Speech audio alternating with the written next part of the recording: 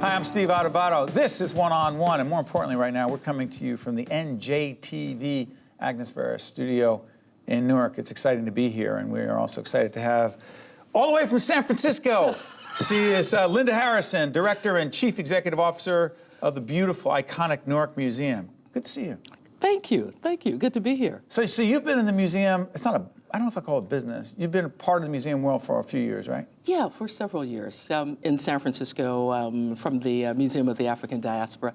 Came out of the corporate world, crossed the table and said, okay, I'm going to use those skills to make museums and museum culture more creative. So you come to Brick City after a national search to find a new leader.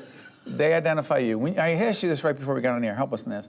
So, Linda, the first time you walk in and you see the Newark Museum, by the way, if we can put up the website of the Newark Museum so people can find out more about it, it'd be great. First time you see it, you say? I say spectacular and provocative. Because? Because this is one of the best collections in the country. Actually, in the world in some cases. Is that right? Oh, yes, yes. We just got featured in New York Times on our jewelry collection, which is one of the top 10 jewelry collections in the world, next to Victoria and Albert's collection, in the same breath. You know, I was also saying to you that growing up as a kid in the city, just a few blocks away from where we're taping in Newark, you know, I used to go to the Newark Museum, the Newark Public Library around the corner, right? Right, and I used to hear the name John Cotton Dana. Yes. Right, John Cotton Dana. Did he design, talk about iconic leaders in this field of culture and the arts. Did he design the museum? He designed what is the structure, what we know as a museum, that concept of having a museum for the people, having science, having art and technology. Believe it or not, 110 years ago, he said, we're going to put those concepts in one place. And the shift was being a museum for the people. But you're talking about a museum for the people, but there's a transformation going on. Oh, yes. Right? Describe that.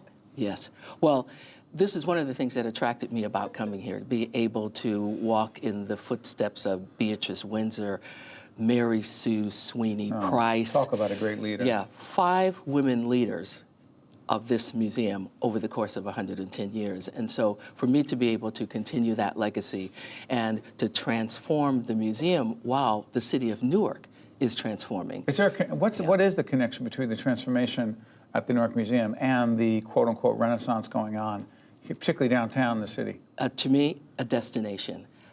It's a destination location.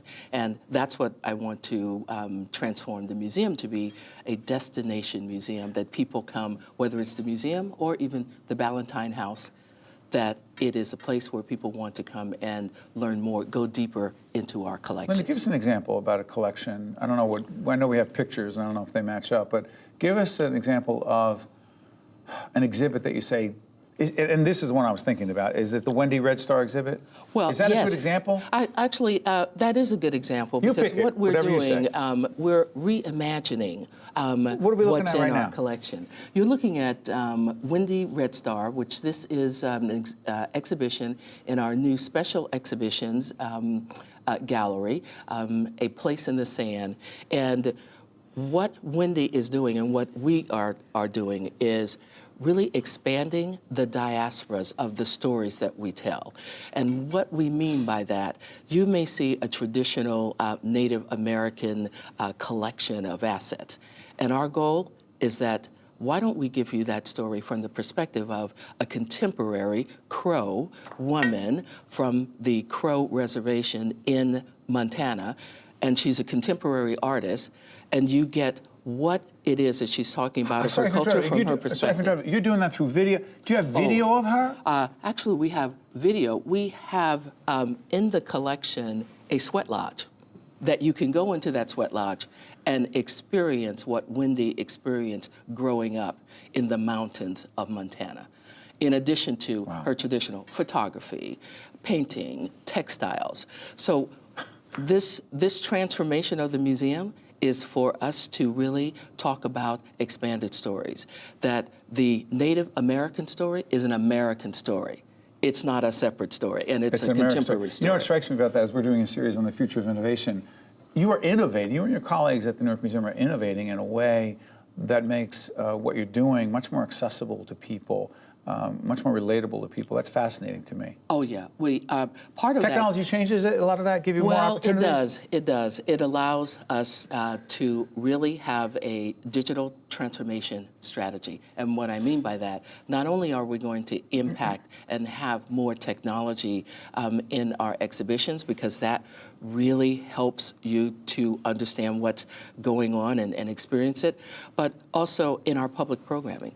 I want us to have radical public programming. Radical. And radical means that now you're going to hear an artist like Wendy Starr talk about race, culture, difficult conversations right there in an in-conversation format that connects to our exhibitions, no matter what the exhibition is. Is part of it, again, getting younger people involved is particularly important because they are obviously our future, a cliche but true. Is some of the programming and some of the technology and some of the methodology about you doing this, is it geared towards getting younger people involved? Well, actually, technology knows no boundaries. It is geared towards our millennials as well as our older audience. Those of us who are a bit more mature. A bit more mature, because you are at any time on your phone. We want to engage you before you even come into the museum on your device, whatever that device is. And once you're in it, then we want to be able to connect you to different experiences. Everyone doesn't want to walk up and just look at an image on a wall. I got a few seconds left. The Emerging Artist Initiative. Tell us about that, Newark Artists. Well, who are these artists and why do they matter to all of us? Well, I think artists like Willie Cole, though he's not emerging, he is an experienced artist, but it's important for us to have the emerging artists and tell their stories, and that is a connection to our millennials, to our younger audiences, that they want to hear from these artists. They also are artists that are using technology, and here we are known for our innovation. Our makerspace, one of the best in the country. Our planetarium, what we want to do is combine these technologies so that now we are giving and producing STEAM-like workshops and STEAM classes, not only for K through 12 kids, but also for adults, because that's going to give the competitive edge to our Newark. Before I let you go, this is not the same planetarium when I was in the 6th grade at Ridge Street School in Newark, New Jersey. We used to take the bus down to the museum. First planetarium I ever saw. I just want to make sure it's more advanced than in the 70s, right? Right. What we're doing is we are reimagining what you knew as the planetarium of the 70s, now what is that in the 21st century. We'll make sure we visit it. Linda Harrison, Director and CEO, Newark Museum. Welcome from San Francisco, here to Newark to make a big difference every day. Congratulations, all the best. Thank you so much for having me. This is One on One. This is our NJTV studio, and we'll be right back right after this. One on One with Steve Adubato has been a production of the Caucus Educational Corporation, celebrating over 30 years of broadcast excellence.